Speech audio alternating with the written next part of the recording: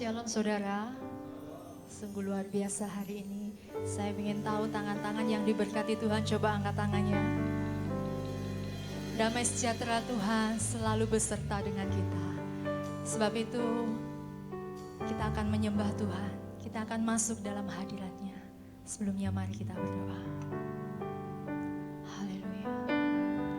Terima kasih Bapa, oleh karena anugerah-Mu Tuhan, kami ada sampai saat ini. Kami bersyukur Tuhan. Kami bersyukur hari ini Tuhan. Sebab itu kami mau naikkan pujian kepada-Mu Tuhan. Satu hal yang kami rindukan, yaitu hadirat-Mu memenuhi tempat ini Tuhan. Engkau menjamah setiap hati Tuhan. Sebab kami perlu Engkau Tuhan Yesus. Hadirat-Mu Tuhan mengubahkan setiap kami, memberikan pemulihan di dalam kehidupan kami, memberikan damai sejahtera dan sukacita Tuhan.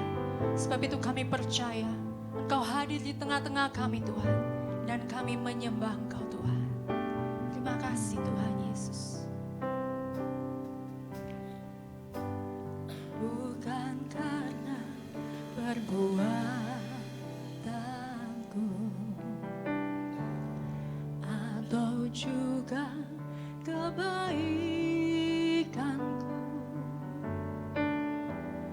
tapi karena pengorbananmu aku diselamatkan. Bukan dengan kekuatanku atau juga kehebatanku, tapi karena kuasa salib-Mu aku dibebaskan. Ku tergantung padamu, oh Rajaku, menebusku dengan harga tertinggi, dan Kau beri segalanya. Kau mengangkat derajatku untuk menjadi anak-Mu. Bapa, Kau Rajaku.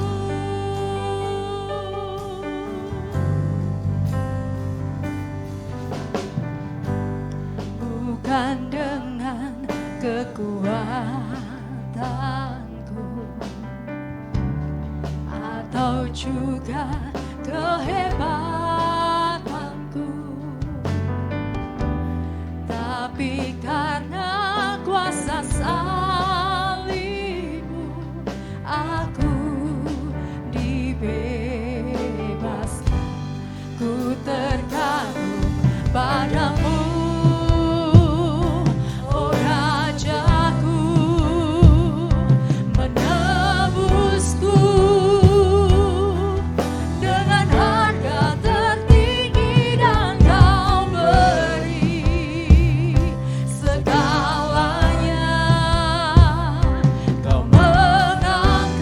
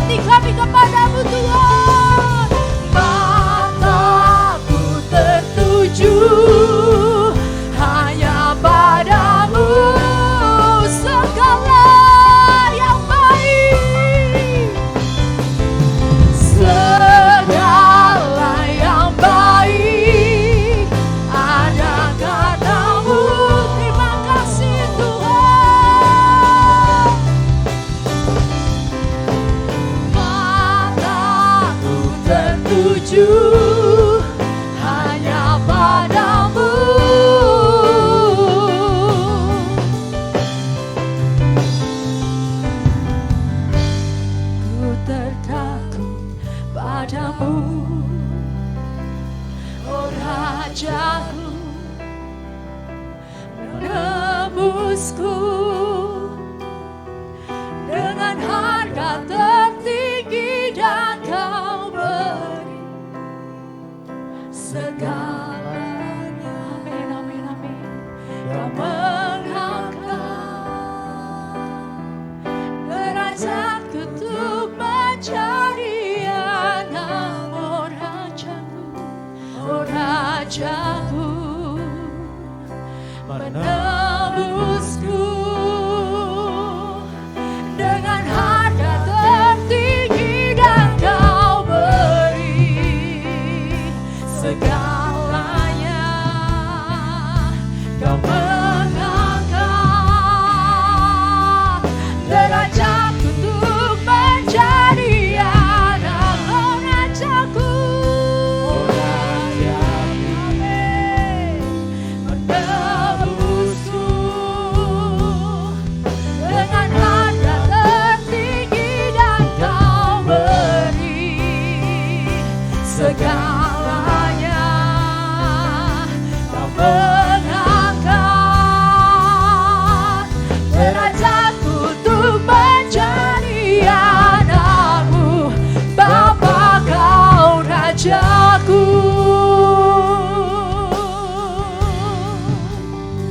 Segala yang baik ku terima dari-Mu, Tuhan. Sebab itu ku bersyukur. Terima kasih Yesusku, terima kasih Yesusku. Sungguh Engkau mempesona, ku kagum akan karya-Mu. Engkau yang menyediakan semua. Terima kasih Tuhan, terima kasih Yesusku. Sebab Engkau yang memilih aku menjadi anak-Mu, Tuhan. Haleluya. Penebusan-Mu membebaskanku dari segala kutuk, Tuhan. Penebusan-Mu memulihkan, darah-Mu menyembuhkan, Tuhan.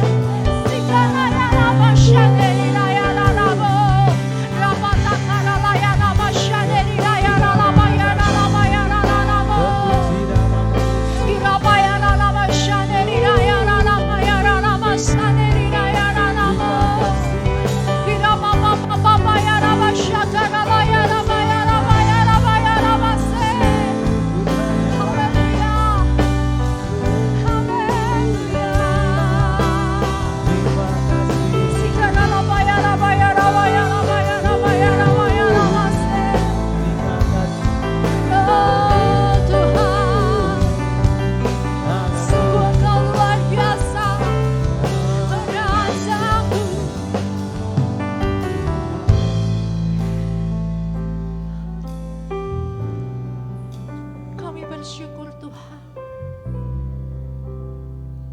oleh karena penebusan-Mu Tuhan. Saat ini Kau melayakkan setiap kami, Tuhan Yesus, untuk masuk di dalam hadirat-Mu Tuhan. Sungguh kami bersyukur Tuhan, dan kami bangga memiliki Engkau Tuhan. Terima kasih Tuhan Yesus, hanya Engkau yang layak dipuji, ditinggikan Tuhan. Sebab itu dengan bersuka cita kami mau naikkan syukur kami kepada-Mu Tuhan. Terima kasih Bapa, dalam nama Tuhan Yesus. Haleluya, amin. Silakan duduk saudara. Haleluya. Sungguh Engkaulah penebus kami Tuhan, sungguh Engkaulah penolong kami Tuhan. Kami percaya Tuhan, sebab karena Engkau Tuhan Yesus, belenggu Tuhan, yang sakit disembuhkan Tuhan. Kami yakin Tuhan, haleluya.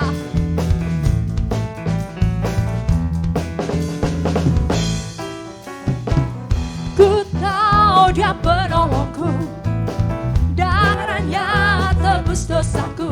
Ku yakin, ku yakin, Dia angkat deritaku, sembuhkan sakitku. Ku yakin, ku yakin,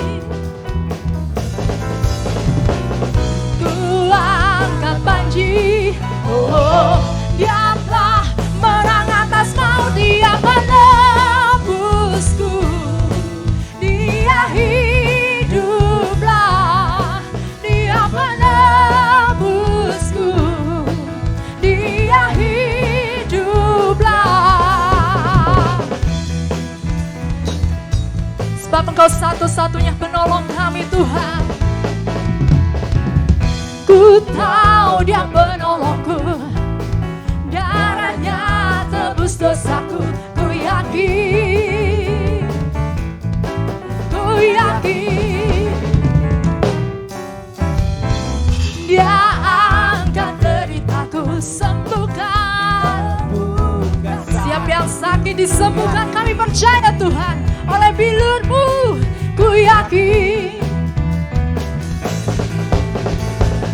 Ku angkat panji, Dia akan menang atas mau. Dia menebusku, Dia hiduplah.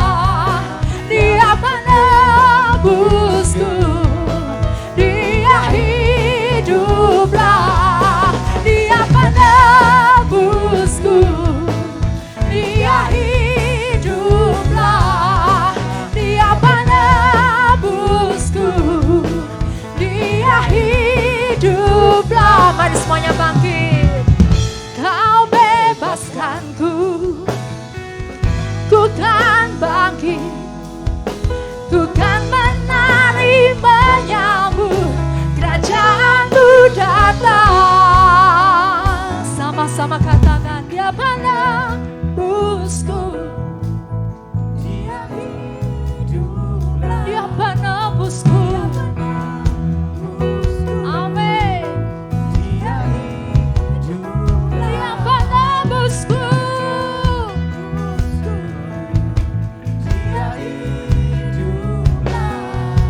Dia penebusku, Dia hiduplah. Dia penebusku, Dia hiduplah. Dia penebusku, Dia hiduplah. Dia penebusku, Dia hiduplah. Dia penebusku, Dia hiduplah. Haleluya. Sungguh Kau Allah yang hidup sampai saat ini dan selama-lamanya. Haleluya. Tiba saatnya setiap kami berkumpul memuji Engkau lebih lagi Tuhan. Haleluya.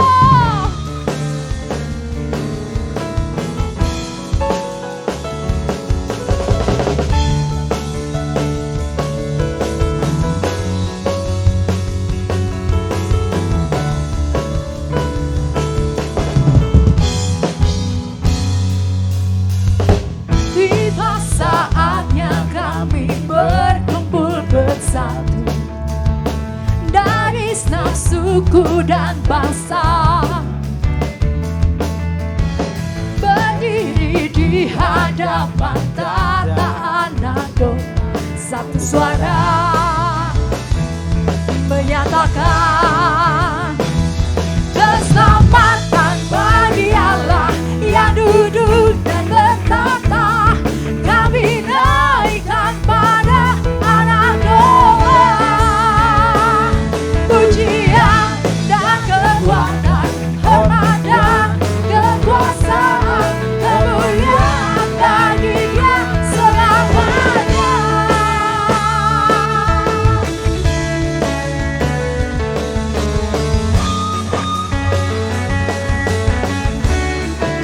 Kami datang padamu Tuhan, memuji Engkau. Tiba saatnya kami berkumpul bersatu dari segenap suku dan bangsa, berdiri di hadapan tatanan, satu suara menyatakan keselamatan bagi Allah yang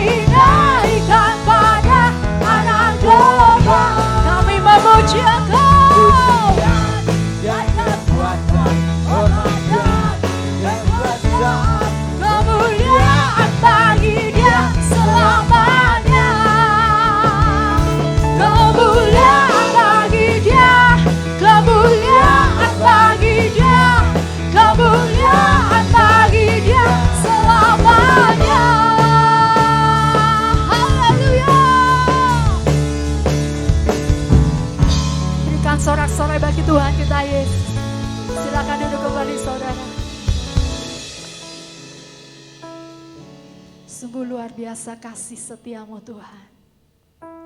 Kami sungguh bersyukur hari ini Tuhan. Kasih-Mu, pengorbananmu, anugerah-Mu Tuhan, yang terbaik Tuhan Yesus. Terima kasih Tuhan.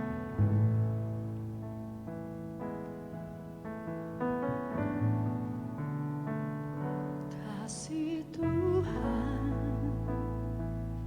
sungguh mulia, tulus dan sempurna mengasihiku. Pengorbanan di Kalvari sungguh berharga, Kau tebus dosaku. Terpujilah Tuhan Yesus, ditinggikan di atas pujian. Dari dalam lubuk hatiku, ku sujud dan berterima kasih.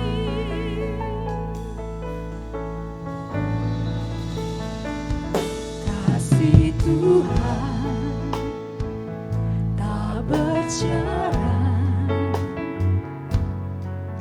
tak seperti cinta yang ada di dunia.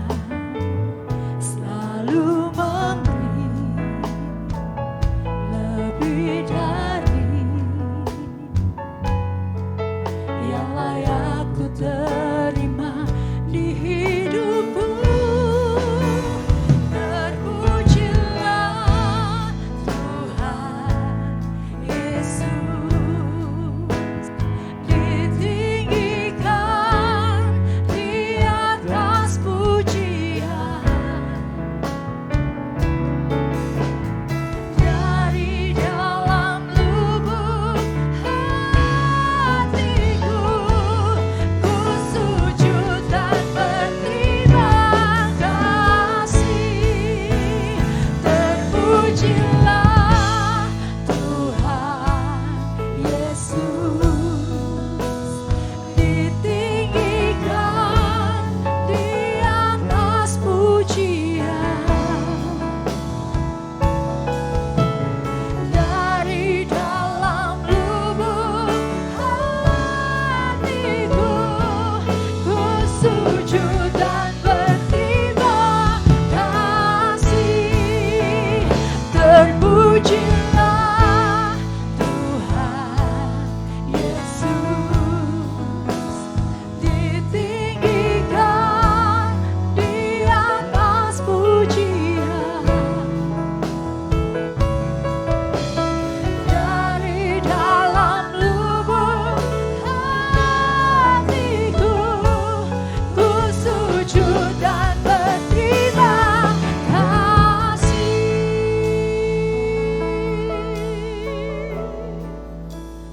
Terpujilah Tuhan Yesus. Amin Tuhan. Kami meninggikan Engkau Tuhan dengan puji-pujian yang keluar dari lubuk hati kami Tuhan.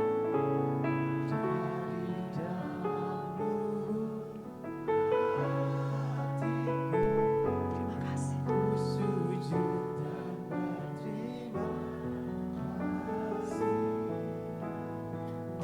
Terpujilah Tuhan Yesus, ditinggikan di atas pujian. Amin. Dari dalam lubuk hatiku, ku sujud dan berterima kasih. Terpujilah Tuhan Yesus, ditinggikan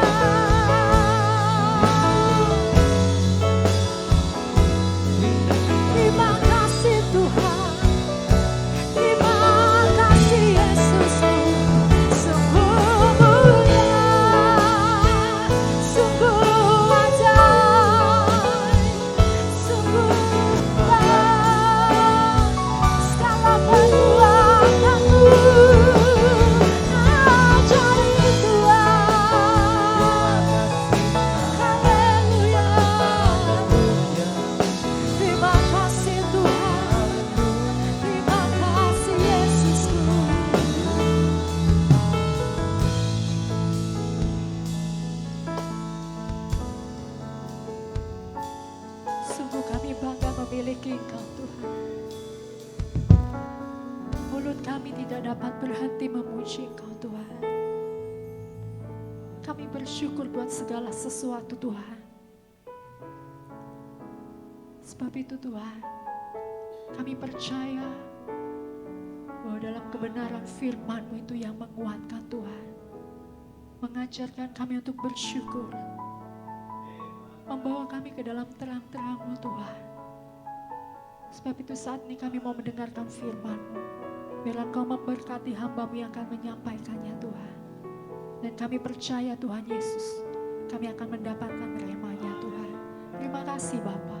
Dalam nama Tuhan Yesus kami berdoa. Haleluya. Amin.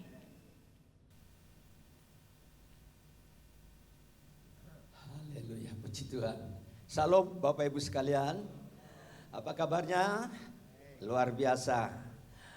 Saya yakin dan percaya Bapak Ibu selama kurang lebih 1 minggu ya, sudah silaturahmi, ada yang pergi ngelencer, ada yang tinggal di rumah. Saya yakin apapun kegiatan saudara, kita imani, kita syukuri bahwa Tuhan itu baik, Tuhan itu luar biasa. Kalau sampai saat ini kita ada oleh karena anugerahnya. Haleluya, puji Tuhan. Bapak Ibu, hari ini adalah memasuki bulan April, ya, April 2025. Suasana Paskah sudah mengawali di dalam ibadah-ibadah gereja-gereja lokal. Ya, tema-tema yang berkaitan dengan kasih Tuhan, pengorbanan Tuhan yang disampaikan oleh member-member gereja. Karenanya pada saat ini kita akan coba belajar satu topik yang mungkin topiknya berbeda ya, tentang kematian, tetapi ini tidak bisa dipisahkan dengan kasih Tuhan, kehadiran Tuhan, pengorbanannya di atas kayu salib. Coba kita lihat di dalam kitab Ibrani, ya, kitab Ibrani pasalnya yang pertama, saudara, kita akan lihat temanya, tema daripada firman Allah pada saat ini,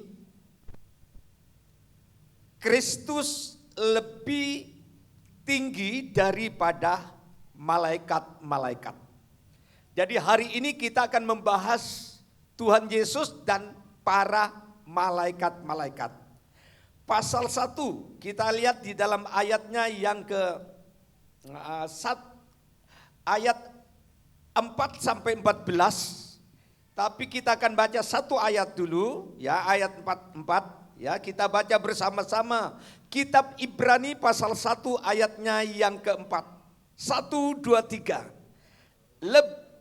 Jauh lebih tinggi daripada malaikat-malaikat. Sama seperti nama yang dikaruniakan kepadanya jauh lebih indah daripada nama mereka dan seterusnya. Hari ini kita akan melihat kebenaran firman Allah bicara tentang Kristus itu lebih tinggi daripada malaikat-malaikat. Banyak orang Kristen tahu tentang malaikat, tetapi tidak semua juga orang Kristen tahu siapa itu malaikat.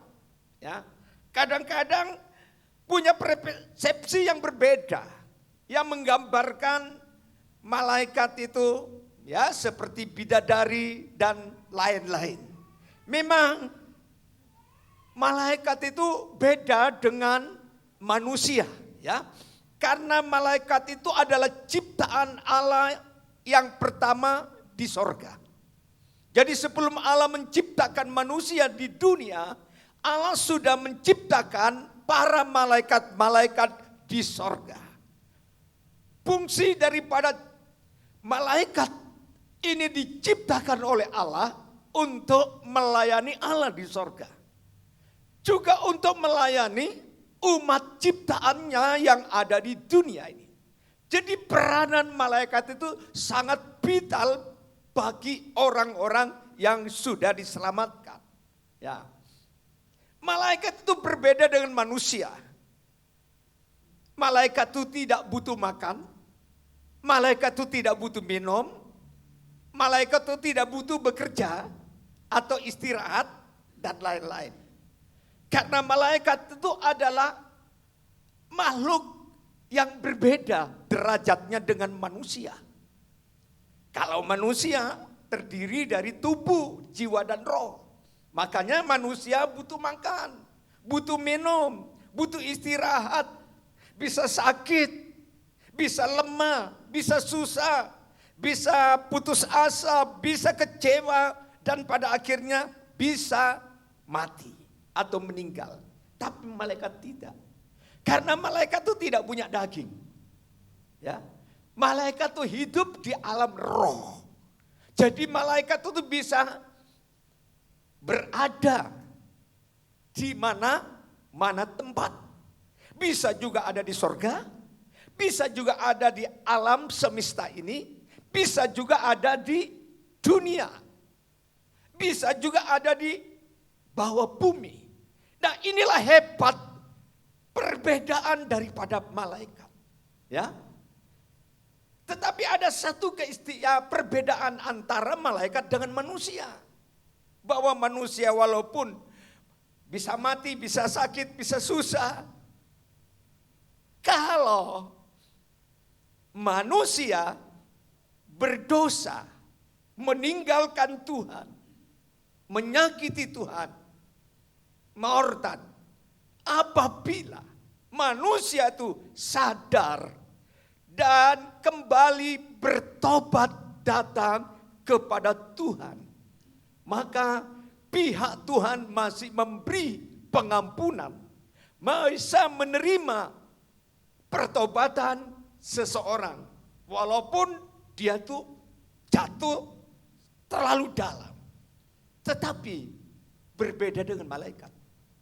Kalau malaikat itu kalau malaikat itu berdosa sekali, maka malaikat itu tidak memperoleh pengampunan dosa. Contoh, itu malaikat Lucifer.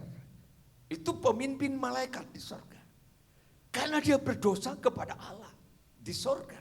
Maka Allah campakkan dia ke udara, ke bumi ini. Dan tidak diberi kesempatan lagi untuk bertobat. Akhirnya Allah merubah Lucifer ini menjadi iblis, menjadi setan. Dan inilah pekerjaan iblis atau Lucifer ini, menggoda manusia ciptaannya, membunuh manusia, menghancurkan manusia, menghancurkan bangsa-bangsa dengan cara-cara dan sistemnya. Itulah malaikat yang jatuh ke dalam dosa. Karenanya pada saat itu mari kita belajar bahwa Yesus itu lebih tinggi dari para malaikat-malaikat. Saya perlu tambah bahwa malaikat itu tidak hanya jumlahnya 100, 200, 1 juta. Malaikat itu berjuta-juta. Jadi jumlah malaikat itu bukan sedikit. Jadi pertanyaan, kalau begitu sorga itu bagaimana luasnya, bagaimana besarnya sampai dihuni para malaikat saja jumlahnya jutaan. Apalagi nanti akan ditambah lagi dengan orang-orang beriman yang akan akhiri hidupnya di bumi yang berjumlahnya mungkin juga miliaran. Berarti surga itu tak terbatas. Makanya Bapak Ibu banggalah, bersyukurlah kalau saudara menjadi orang-orang pilihan Allah. Saudara punya hak yang sama seperti malaikat-malaikat yang baik. Haleluya, puji Tuhan. Nah, saudara-saudaraku yang dikasihi Tuhan, pada siang hari ini atau saat ini mari kita akan belajar bahwa Yesus itu lebih tinggi daripada malaikat-malaikat. Yang pertama, kita lihat di dalam ayat 4 sampai ayatnya yang kelima, bahwa Tuhan Yesus itu adalah anak Allah. Tuhan Yesus itu anak Allah. Dia berkata begini. Ayatnya yang kelima berkata, karena kepada siapakah di antara malaikat-malaikat itu pernah ia katakan, anakku engkau telah kuperanakan pada hari ini, dan aku akan menjadi bapaknya, dan ia akan menjadi anakku. Ini pernyataan daripada Allah Bapa, bahwa Yesus itu anakku, anak Allah. Ya, Alkitab bicara tentang anak, tetapi di sini bicara tentang anak tunggal. Ya, di dalam Alkitab juga kadang-kadang disebut orang beriman secara kolektif punya predikat, punya gelar anak-anak Allah. Ya, Yohanes 1 ayat 12. Siapa yang percaya menerima dia sebagai Tuhan dan Juru Selamat, kita punya predikat, punya posisi sebagai anak-anak Allah. Jadi saudara bukan orang biasa-biasa. Saudara anak-anak Allah. Tetapi sebutan anak Allah itu hanya untuk pribadi Yesus. Kitab Ayub juga berkata bahwa ada juga anak-anak Allah. Ayub 1 ayat 6 itu bicara tentang malaikat. Jamak, bukan tunggal. Bahwa malaikat-malaikat yang baik itu juga punya nama anak-anak Allah. Tetapi untuk nama anak itu hanya diuntukkan pribadi Yesus Kristus. Nah, saudaraku yang dikasihi Tuhan, nama yang indah, nama yang agung hanya dimiliki oleh Allah anak.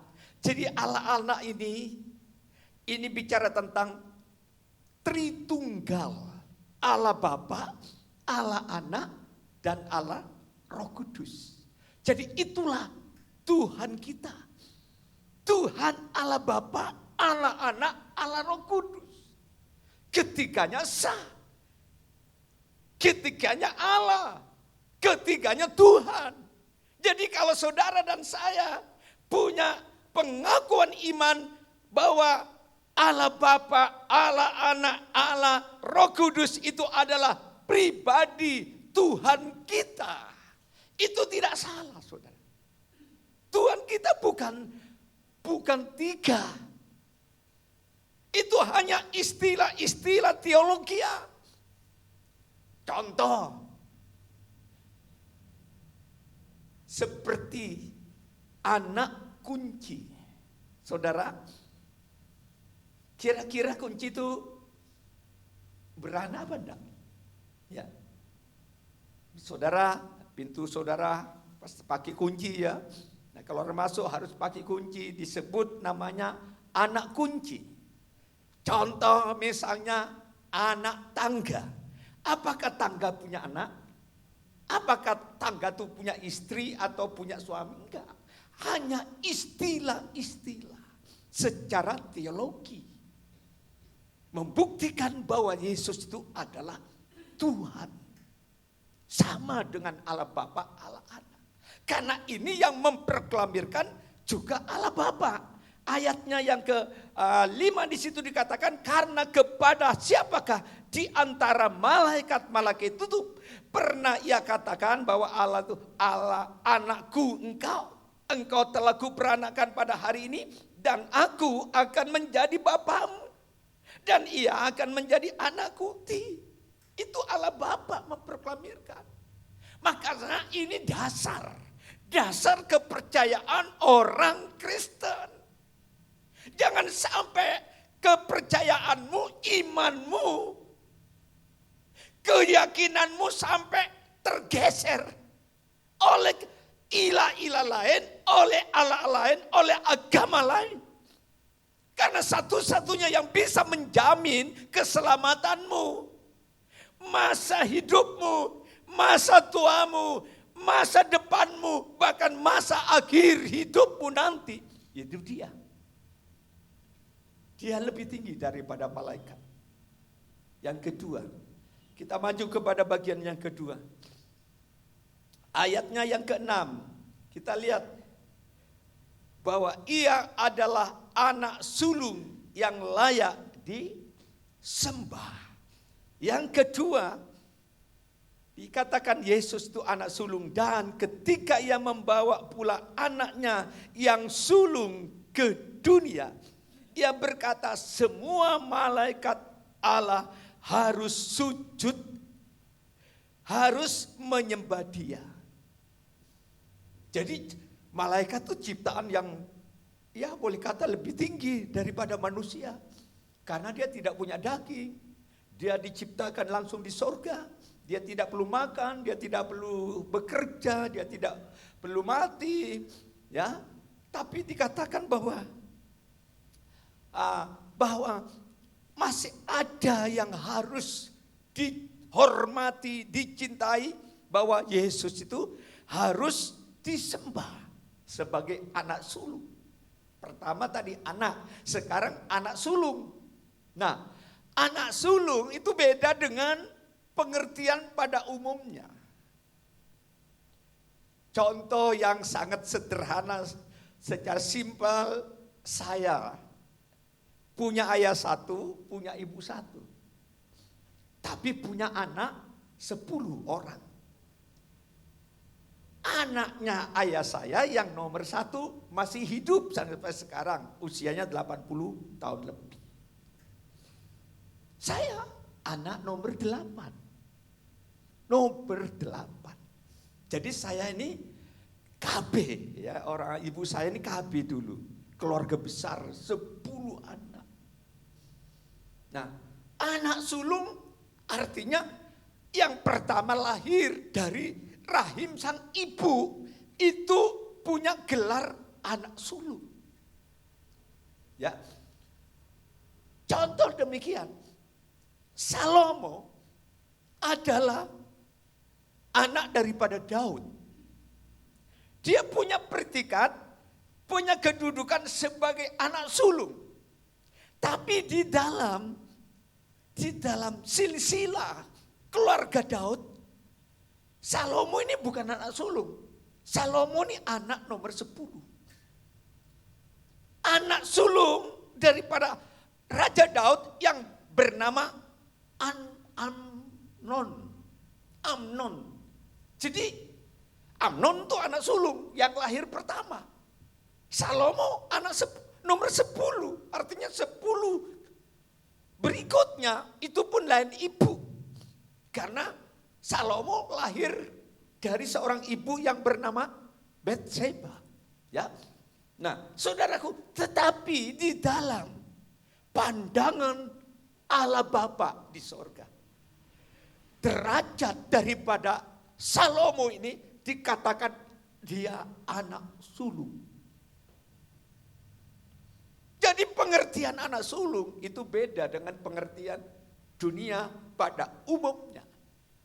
Lantas, apa hubungannya anak sulung dengan berkat-berkat ilahi, janji-janji ilahi, otoritas-otoritas ilahi?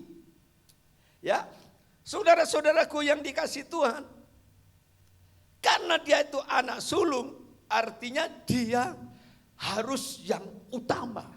Apalagi kalau keluarga Chinese, ya, tidak tahu juga dari etnis lain. Biasanya anak sulung nomor 1, apalagi yang jenisnya itu cowok. Biasanya khususnya untuk keluarga-keluarga orang kaya, pengusaha, konglomerat, itu anak sulung dapat warisan double. Dan dia punya otoritas.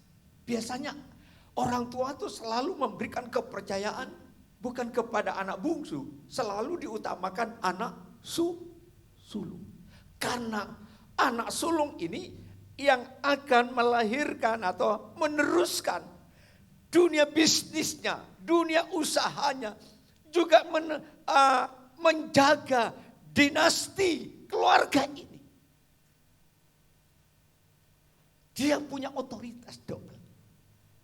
Makanya dia harus diutamakan dan terutama. Nah Yesus, dia punya kedudukan sebagai anak sulung. Nah kita lihat Kolose 1 ayat 15. Kolose 1 ayatnya yang ke-15. Kita lanjutkan kepada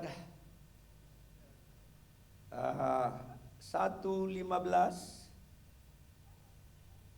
Ya. Ia adalah gambar Allah yang tidak kelihatan, yang sulung lebih utama dari segala yang diciptakan. 18. Ialah kepala tubuh, yaitu jemaat. Ialah yang sulung, yang pertama bangkit dari antara orang mati. Sehingga ia lebih utama dalam segala sesuatu. Kita lihat kepala anak sulung ini, yang pertama dikatakan dia kepala jemaat. Dia kepala gereja.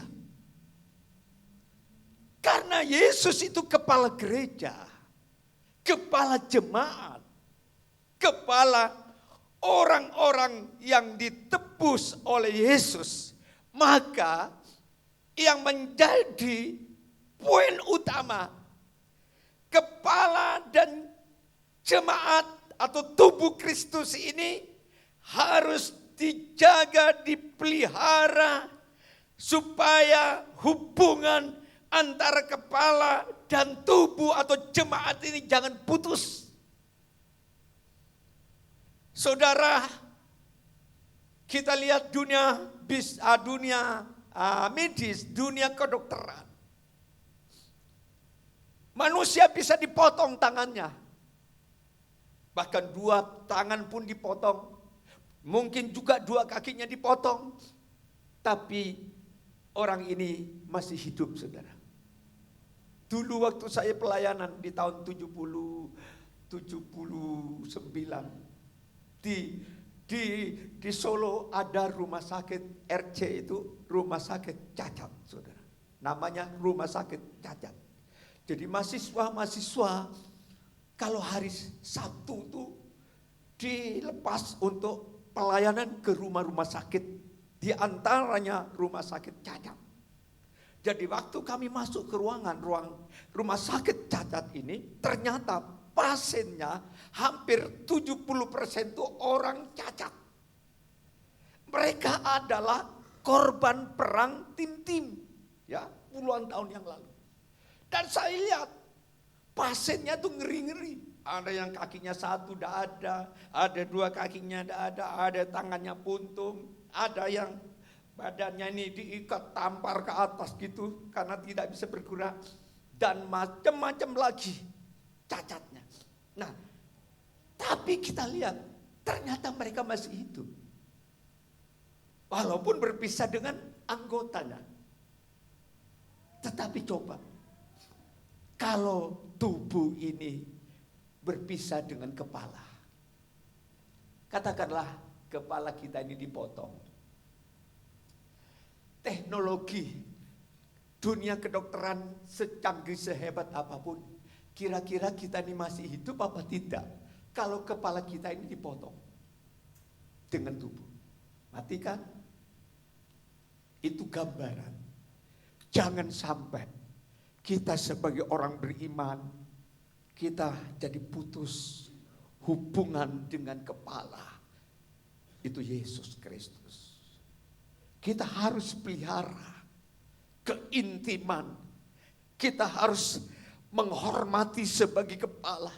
Kita harus mencintai sebagai kepala. Kita harus mentaati sebagai kepala.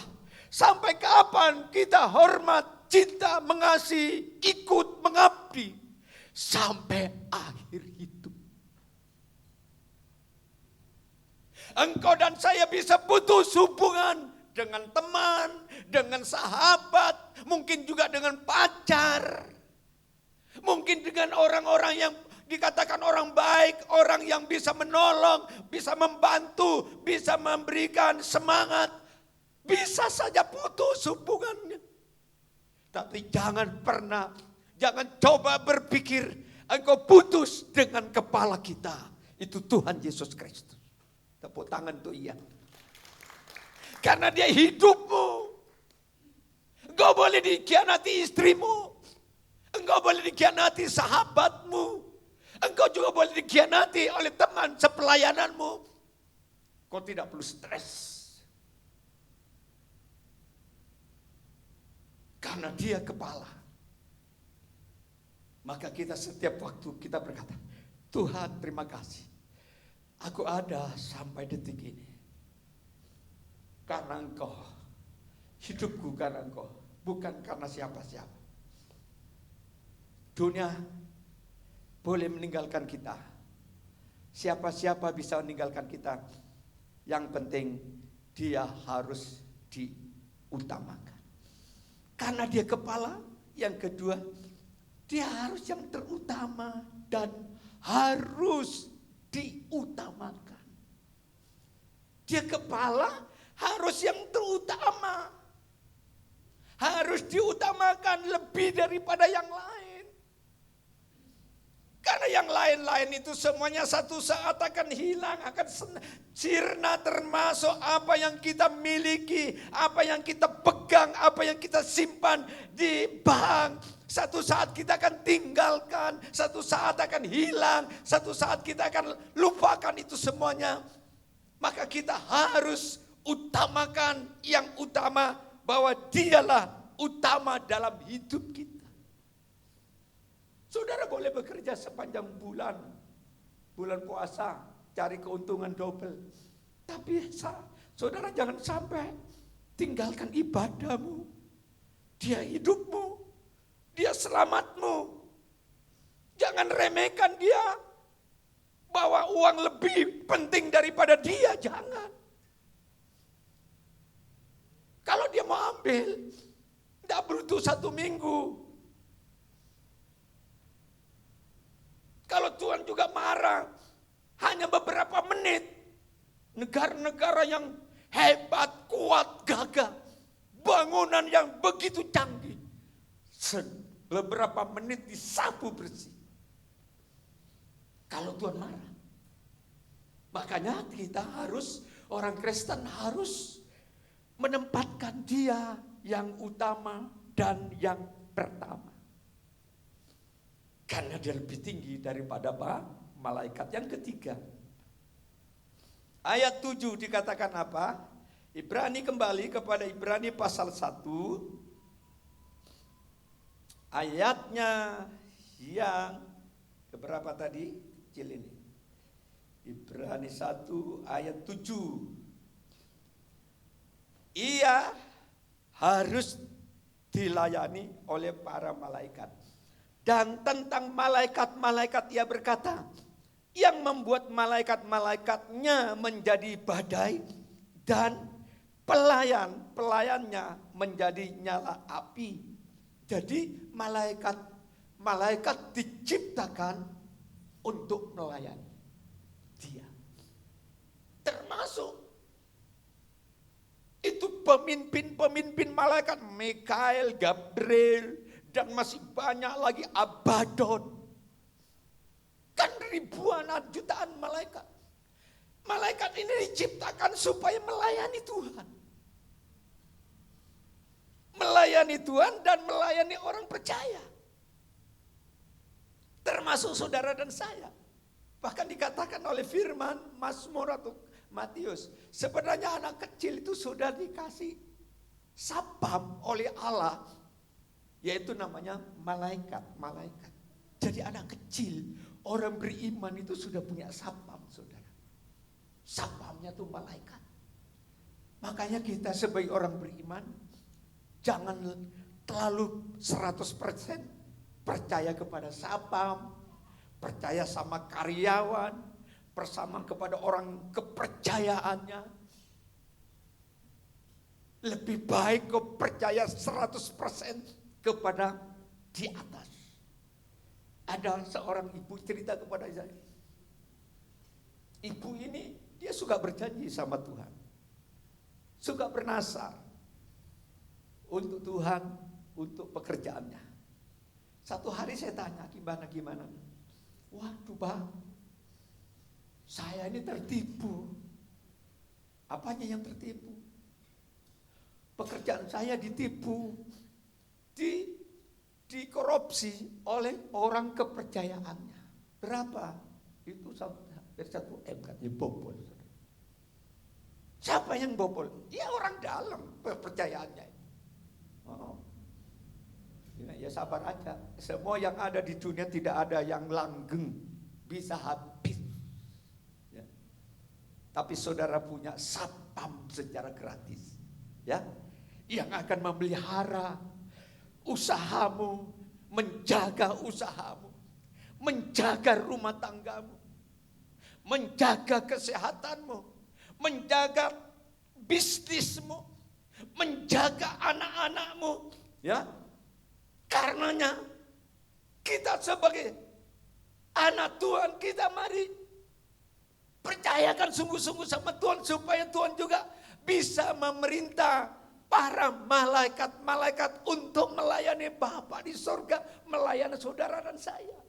Kita lihat nanti ayat-ayat selanjutnya. Bagaimana bahwa malaikat itu melayani Tuhan Yesus. Salah satu perkara yang dihadapi oleh Tuhan Yesus secara pribadi. Satu hari Tuhan Yesus disuruh untuk berdoa dan berpuasa oleh Sang Bapa. Berdoa puasanya itu bukan di dalam gereja. Di tempat yang namanya Gunung Pencobaan. Posisinya itu dekat di kota Jeriko. Jadi dari Jeriko ke Gunung Pencobaan, kalau ingin itu bisa naik kereta gantung saudara. Dari Jeriko ya. Bayar sekian dolar gitu ya. Di situ di Gunung Pencobaan, di situ ada tempat training orang-orang kalangan agama untuk menjadi biarawati. Maka di situ di training bertahun-tahun, rumahnya di dalam gua. Nah, saudara, Tuhan Yesus disuruh berdoa puasa di situ. Tempat gersang, nggak ada pohon, kering kerontang. Gak ada masyarakat di sekitarnya. Hanya gunung yang gersang itu. Nah, setelah dia berpuasa 40 hari 40 malam. Coba si Lucifer, si iblis itu datang merayu Yesus.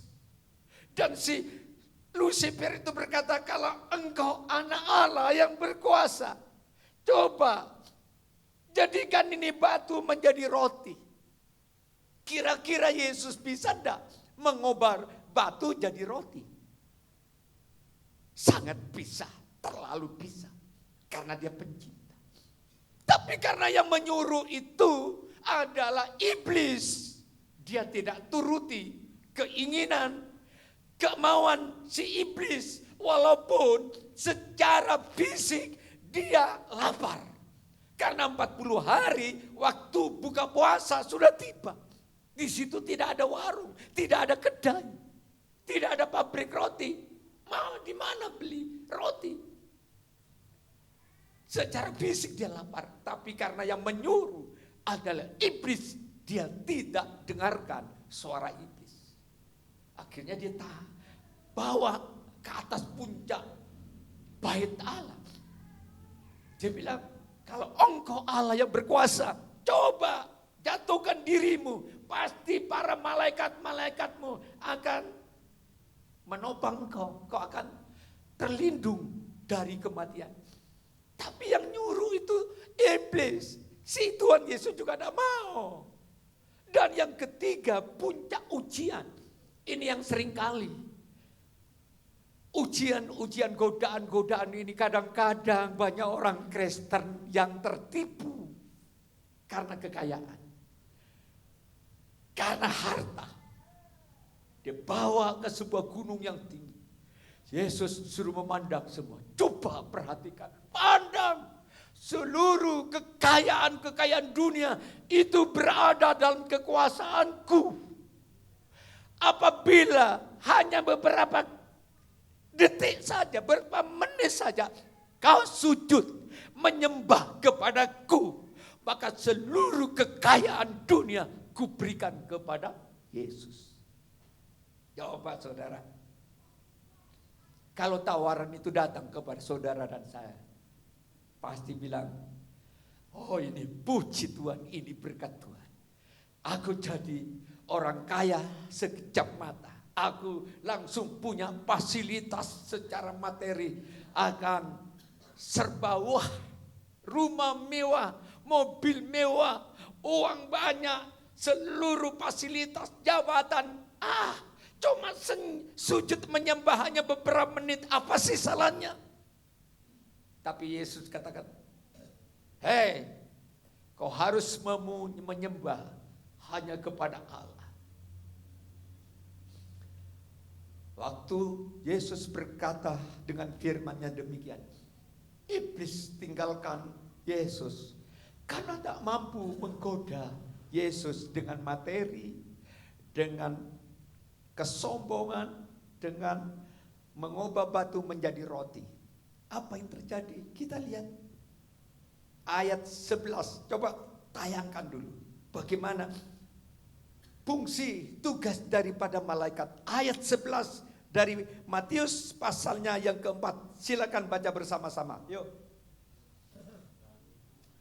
Matius 4. Lalu iblis meninggalkan Rudi, meninggalkan saya, dan lihatlah malaikat datang melayani Yesus. Saudara jangan takutlah soal materi selama engkau hidupmu taat kepada firman. Kau tahan uji, jangan tergoda dengan iming-iming. Sehingga ada orang berkata, buktinya kamu jadi orang Kristen tetap miskin, tetap melarat, tetap hidupmu dari dulu ya gitu-gitu. Aku tidak pernah ke gereja, aku tidak pernah gini-gini. Ya cepatlah, ya sekarang usahaku bukan tambah turun, tambah naik. Saudara, imanmu jangan ditukar dengan hal-hal seperti itu. Sehingga Tuhan bilang, apa gunamu engkau memiliki seluruh kekayaan dunia, tetapi jiwamu binasa. Karenanya pertahankan iman. Toh kalau belum diberkati ya sabar. Toh kalau kondisimu lapar, kondisimu dalam keadaan krisis, bertahan. Masa Tuhan tutup mata? Masa Tuhan tidak tepati janjinya? Masa Tuhan tidak tanggung jawab tentang hidupmu? Burung saja dipelihara, apalagi saya dan saudara. Kita ini lebih berharga daripada burung-burung. Jadi tugas malaikat itu melayani, termasuk melayani saudara dan saya. Pada saat-saat krisis, banyak kesaksian, banyak ya dicatat oleh Alkitab. Bagaimana Allah bisa pelihara malaikat, orang-orang saleh, melindungi orang saleh, menjaga orang saleh. Karena memang malaikat itu diciptakan untuk melayani Tuhan, juga diciptakan untuk melayani saya dan saudara. Ya, kita akhiri bagian keempat saja. Ya, kita masuk kepada bagian yang keempat, bahwa malaikat Yesus itu lebih tinggi daripada malaikat. Ayat yang keempat, ayat 8 sampai 9. Ia adalah Allah yang bertahta dan diurapi. 8 sampai 10. Ya. Tetapi tentang anak ia berkata, tahtamu ya Allah tetap untuk seterusnya dan selamanya. Dan tongkat kerajaanmu adalah tongkat kebenaran. Engkau mencintai keadilan dan membenci kefasikan. Sebab itu Allahmu telah mengurapi engkau dengan minyak sebagai tanda kesukaan melebihi teman-teman sekutumu.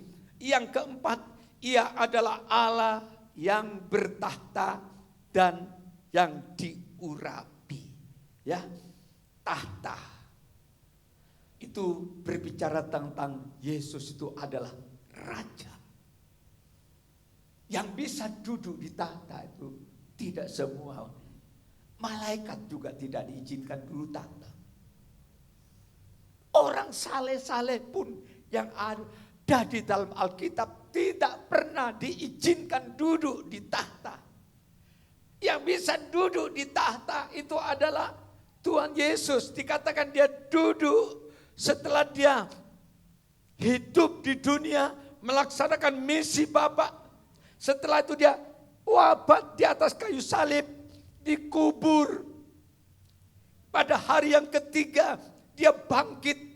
Sesudah dia bangkit, dia masih hidup selama 40 hari di dunia. Sesudah itu dia naik ke surga, tinggal bersama Bapa di surga dan duduk di sebelah kanan Allah Bapa.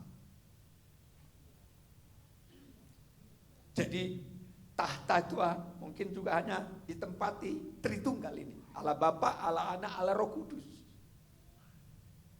Kita sebagai yang dipimpin sebagai warga kerajaan surga. Kita punya raja di atas segala raja. Dia akan memimpin kerajaan milenium atau 1000 tahun masa damai di dunia. Makanya waktu Yesus datang ke dunia secara manusiawi, dia tidak mau jadi raja. Dia juga tidak mau jadi imam. Gak mau. Kalau cuma sebatas dia jadi raja di Israel, sekupnya kecil. Kalau jadi imam, itu bertentangan dengan hukum. Karena Yesus secara silsilah, Yesus itu keturunan dari suku Yehuda. Suku Yehuda tidak diizinkan untuk menjadi imam. Yang jadi imam itu adalah suku Lewi, keturunan Lewi. Itu keturunan si Harun dan seterusnya. Makanya di dunia dia tidak mau dulu. Waktu wafat ditulis salibnya Indri. Inilah raja orang Yahudi. Tapi Yesus itu bukan targetku, bukan hanya sekup gitu. Targetku nanti itu global, bahwa dia adalah duduk di tahta untuk menghakimi orang-orang yang ada di dunia, termasuk mereka-mereka semasa hidup di dunia menolak, tidak menerima dia tentang ketuhanannya, nanti akan diadili dengan seadil-adilnya. Sehingga setiap nama yang tidak terdaftar di dalam buku Al-Hayat, Wahyu pasal, setiap nama-nama yang tidak ada daftar di kitab kehidupan di surga, itu akan dilempar ke dalam neraka, lautan api. Tapi nama-nama yang sudah tercantum, itu akan masuk ke dalam kerajaan yang baru, langit baru, bumi baru, pemerintahan yang baru, yaitu surga yang abadi. Karenanya kita bangga, kita punya Yesus lebih tinggi dari siapa-siapa di dunia ini. Jangan bangga kalau engkau punya ini, punya itu. Banggalah engkau punya Yesus. Amin. Tuhanmu dan Juru Selamat. Dia akan memerintah di alam semesta dari kekal sampai kekal. Ada beberapa poin, tapi saya akan akhiri pada saat ini 4 poin saja. Mari kita akan datang kepadanya, kita bersyukur, ya. Sebelum kita tutup, saya undang baca Ibrani pasal 12, 26 sampai 29. Sebelum kita masuk ke dalam perjamuan kudus, ayo coba keluarkan dulu Ibrani 12, 26 sampai 28 ya. 1, 2, 3. Waktu itu suaranya menggoncangkan bumi, tetapi sekarang ia memberikan janji Satu kali lagi aku akan menggoncangkan bukan hanya bumi saja, melainkan langit juga. 27, ungkapan satu kali lagi menunjuk kepada perubahan pada apa yang dapat digoncangkan. Karena ia dijadikan supaya tinggal tetap apa yang tidak tergoncangkan. 28. Jadi karena kita menerima kerajaan yang tidak tergoncangkan, marilah kita mengucap syukur dan beribadah kepada Allah dan menurut cara yang berkenan kepadanya dengan hormat dan takut. Dunia akan memasuki goncangan-goncangan. Ada beberapa dunia sudah digoncang dengan bencana alam. Goncangan ekonomi, goncangan politik. Memang itu harus terjadi. Makanya saudara harus siap-siap. Imanmu, kasihmu, cintamu, kesetiaan kepada Tuhan. Karena Tuhan menyediakan kerajaan yang tak tergoncangkan. Hanya di dalam Yesus. Amin. Mari kita bangkit berdiri. Haleluya. Lagu lama bersama malaikat di surga. Kita nyanyikan pujian, kidung pujian. Kita sembah Dia. Kita bersyukur karena kita punya Yesus lebih tinggi daripada malaikat-malaikatnya. Haleluya.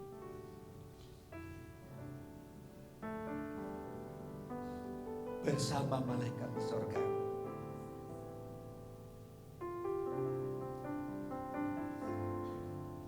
Bersama malaikat di surga, nyanyikan kidung pujian, bermazmur hatimu dari namamu, Yesus memujimu.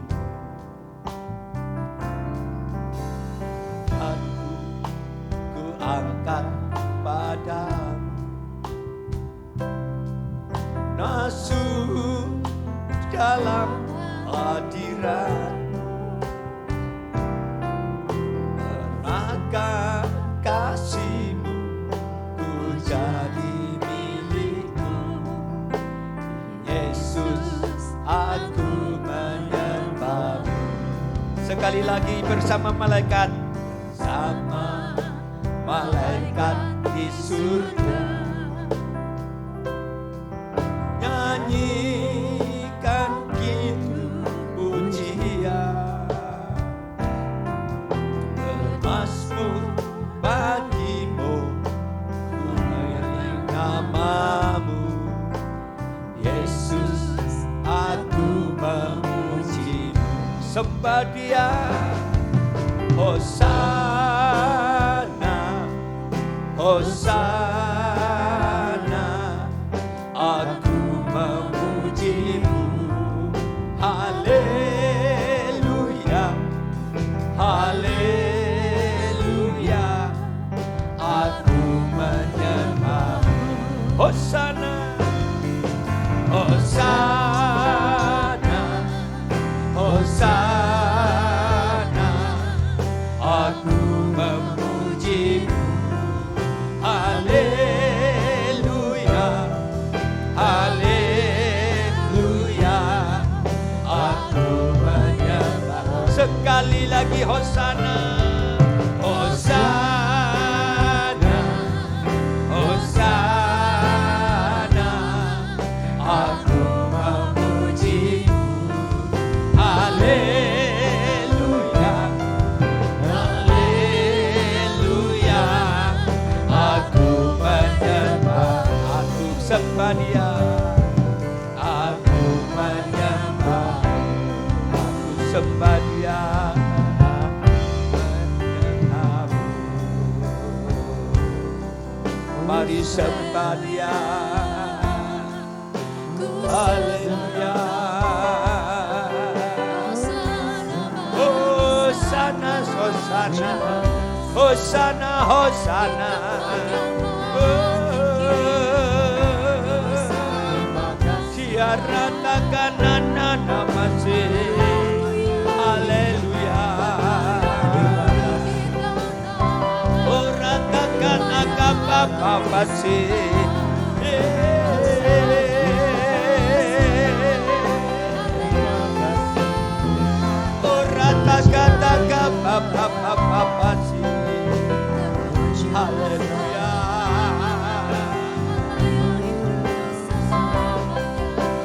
Terima kasih.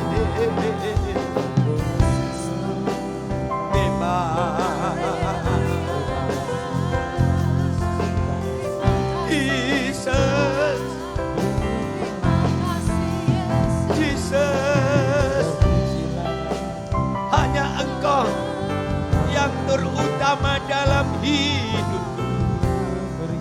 Engkau yang disanjung, Engkau yang disembah.